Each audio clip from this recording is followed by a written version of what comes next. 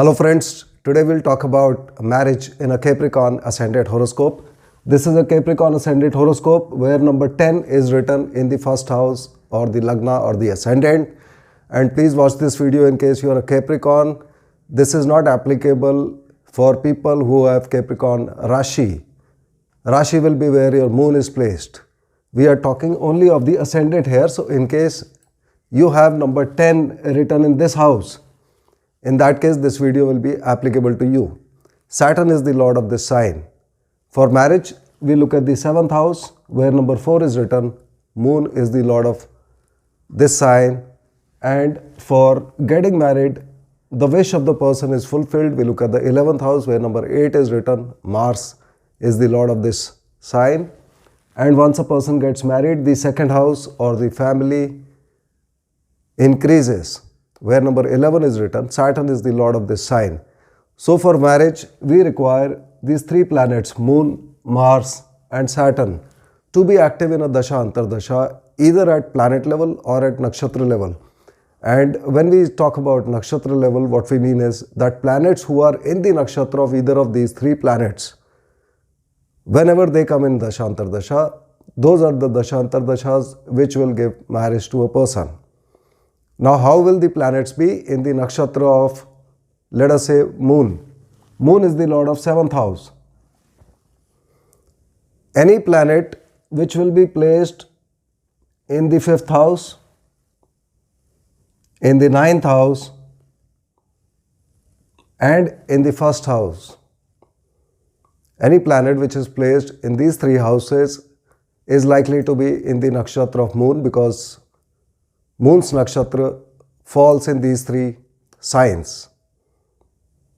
In addition, in case we want to see the love marriage, we look at the 5th house where number 2 is written. Venus is the lord of this house. We will go into the details later in the video. As you are aware, the 12th house to any house denies the marriage.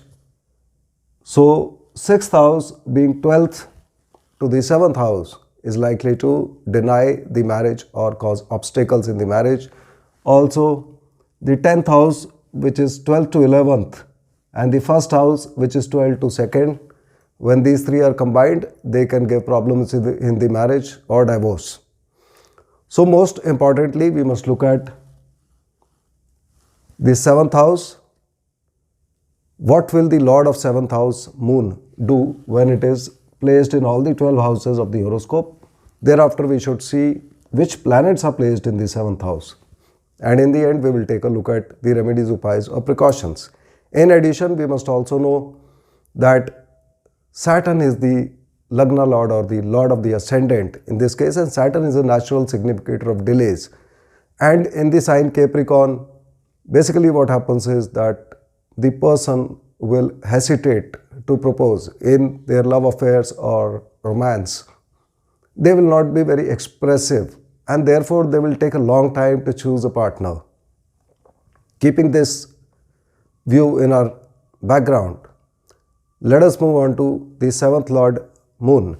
When Moon is placed in the 1st house, Moon is opposite its own sign, becomes detrimental, and here it may give delays and obstacles in the marriage, which may be caused by the own person sometimes saying yes and then backing out of the marriage.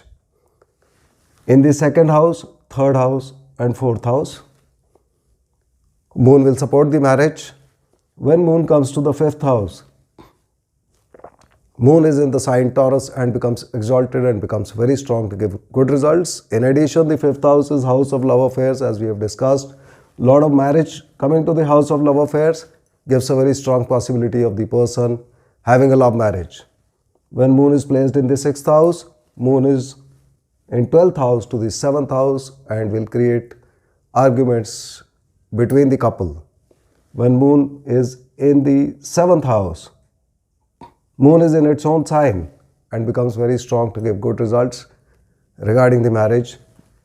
When Moon is in the 8th house is the house of fights, obstacles, troubles, and Moon will cause all these things in the marriage. When Moon is in the 9th house, 10th house, These two positions are again good and moon will give positive results regarding the marriage here. When moon comes to the 11th house, in the 11th house in sign number 8, which is Scorpio, moon becomes debilitated or niche. So the condition of niche bhang yoga or cancellation of debilitation must be checked. But overall, if we look at this house, 11th house is the house of wish fulfillment. So there may be a little bit of delays or obstacles or ups and downs in the marriage, but still the results will be positive. When moon is in the 12th house, 12th house is the house of separation as well as abroad or foreign countries. So moon can cause a little bit of separation here, or moon can also create conditions wherein the marriage may occur or may have connection to foreign countries or abroad. Looking at rest of the planets, when Sun is placed in this house, Sun is the lord of the 8th house, and 8th house creates all kind of fights, problems, and we will find in this case there will be issues between the couple because of their ego problems. When Mars is placed in this house, Mars is the lord of the 4th house and the 11th house. 11th house is the house of wish fulfillment, profit gains. Now, lord of wish fulfillment coming to the house of marriage indicates that the wish of person to get married will be fulfilled. Mars in this sign is supposed to become niche or debilitated. However, please remember in this horoscope, because Mars is in Kendra, an automatic niche bhang yoga will take place. When Mercury is placed in this sign, Mercury is the lord of the fortune or luck, which is represented by the 9th house. At the same time, Mercury is also the lord of the 6th house. 6th house is 12 to the 7th house. So the strength of both these houses, the 6th house and the 9th house, must be compared. In case the 6th house is strong, in that case there will be disagreements, disputes during the marriage. However, in case the 9th house is active, in that case the person will be lucky after marriage, because the lord of fortune has come to the house of marriage, and also the marriage offer may come from the side of the other party. When Jupiter is placed in this sign, Jupiter is the lord of the 3rd house and Jupiter is the lord of the 12th house. The 3rd house is alright for marriage, but the 12th house indicates some kind of separation, and Jupiter in this sign becomes exalted or uch. So Jupiter becomes very strong to give good results. At the same time, the combination of 3, which says going away from home, and 9, which indicates foreign countries, can indicate that there may be separation and there may be a connection to foreign countries or abroad during the marriage. When Venus is placed in this house, Venus is the lord of the 5th house and Venus is the lord of the 10th house. Both the houses are good, and Venus itself is a significator of marriage.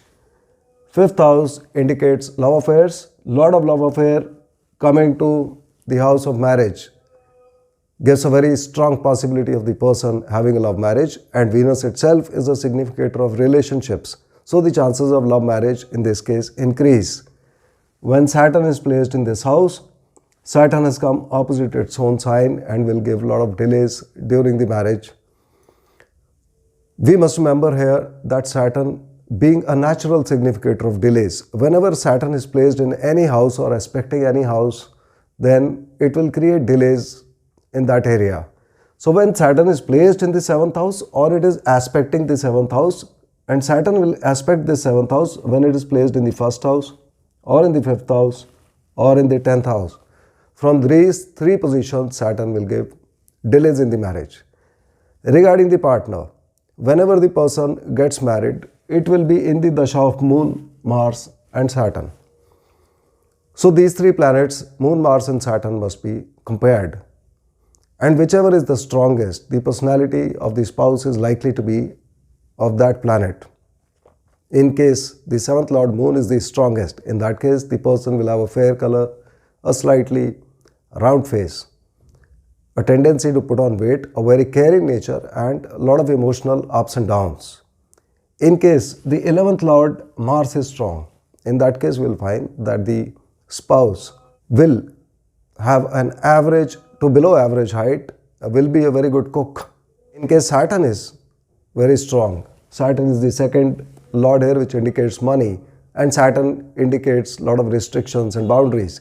We'll find the spouse will not allow the person to spend too much of money unnecessarily.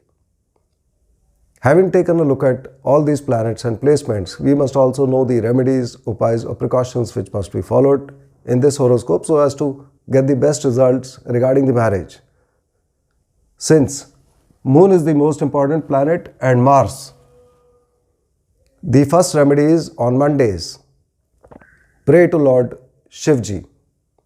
The second remedy is always respect your mother and take her blessings. The third remedy is a lifetime precaution, which is never to waste water, milk or rice. And the fourth remedy is always to maintain good relations with your brothers. Doing these small things will enable these planets to give you even better results regarding marriage in your horoscope. I hope you would have understood the basics of marriage.